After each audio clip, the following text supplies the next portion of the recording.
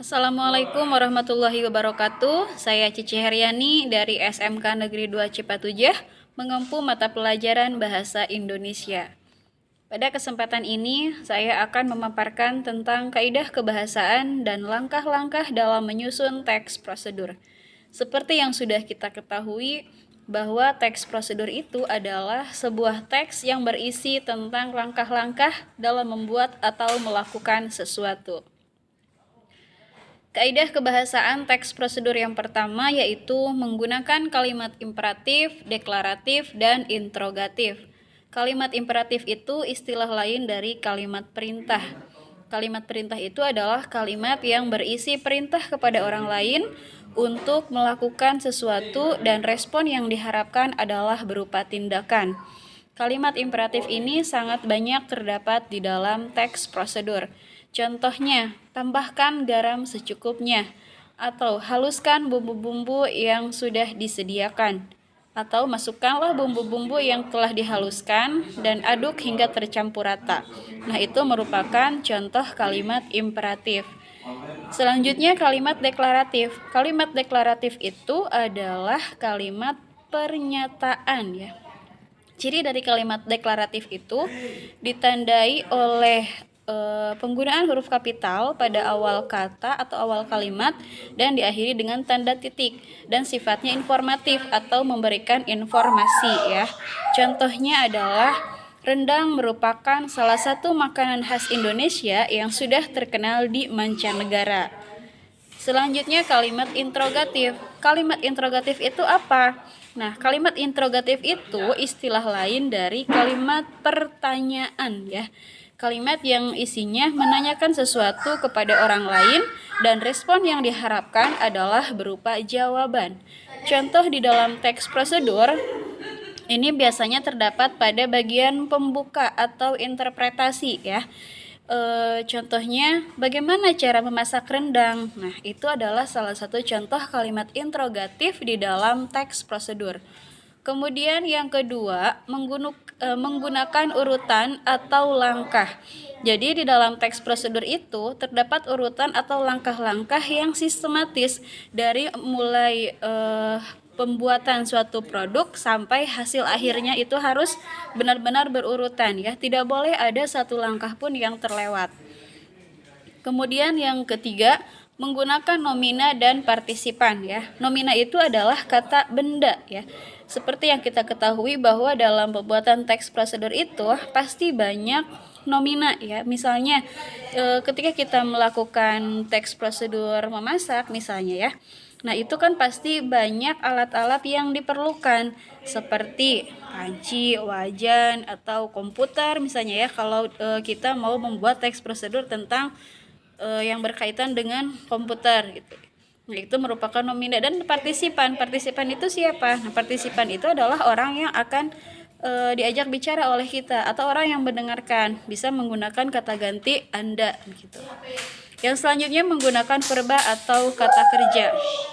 Nah, kata kerja di dalam teks prosedur misalnya memasak, menghaluskan, menyusun, membuat, itu termasuk ke dalam kata kerja. Dan yang terakhir menggunakan konjungsi. Konjungsi itu apa? Konjungsi itu adalah kata hubung. Kata hubung yang sering digunakan di dalam teks prosedur adalah konjungsi yang menyatakan urutan waktu. Misalnya lalu, kemudian, selanjutnya, setelah itu, sebelumnya, itu termasuk ke dalam konjungsi yang biasa terdapat di dalam teks prosedur. Selanjutnya adalah syarat dan teknik dalam menyusun teks prosedur. Syaratnya yang pertama adalah bahasa yang digunakan dalam teks prosedur itu harus mudah dipahami oleh pembaca atau pembaca atau pengguna produk yang dimaksud. Nah, mengapa harus yang mudah dipahami ya? Supaya orang yang membaca, orang yang mendengarkan teks prosedur yang kita sampaikan itu bisa dengan mudah mengerti dan bisa melakukan dengan sesuai keinginan si penyampai teks prosedur gitu. Jadi si penerima pesan itu dapat dengan mudah memahami langkah-langkah yang harus dilakukan dalam membuat atau melakukan sesuatu. Yang selanjutnya adalah langkah-langkah atau kegiatan atau tahapan yang dilakukan harus jelas sehingga tujuan kegiatan dapat tercapai. Nah, karena itu dalam menyusun sebuah teks prosedur itu tidak boleh ada satu langkah pun yang terlewat.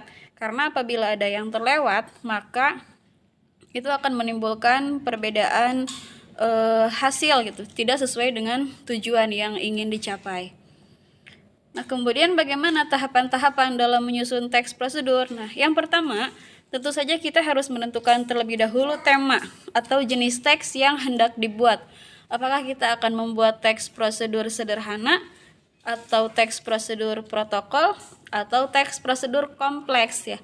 Kemudian tentukan temanya, apakah berkaitan dengan pembuatan sesuatu, pembuatan makanan, barang, atau berupa tips ya. Jadi sebelum membuat teks prosedur, kita harus menentukan temanya terlebih dahulu.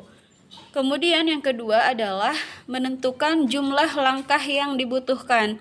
Tentu saja jika kita akan membuat teks prosedur sederhana, maka jumlah langkah yang dibutuhkan itu sangat sedikit gitu. Berbeda dengan teks prosedur kompleks yang membutuhkan langkah yang cukup banyak. Yang ketiga, perhatikan urutan kegiatan secara runtut ya. Jadi perhatikan juga ketika kita menuliskan urutan-urutannya itu tidak boleh ada langkah yang terbalik. Ya, jadi jangan ada langkah yang terbalik ataupun yang terlewat.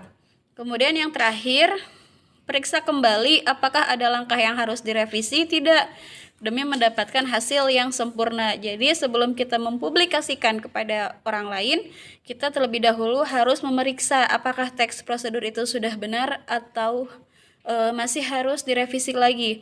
Jika harus direvisi lagi, maka kita lakukan perbaikan sehingga nanti hasil yang diperoleh itu menjadi sempurna. Ya, demikian untuk pemaparan dari materi tentang kaidah kebahasaan dan langkah-langkah dalam menyusun teks prosedur. Semoga bermanfaat. Wassalamualaikum warahmatullahi wabarakatuh.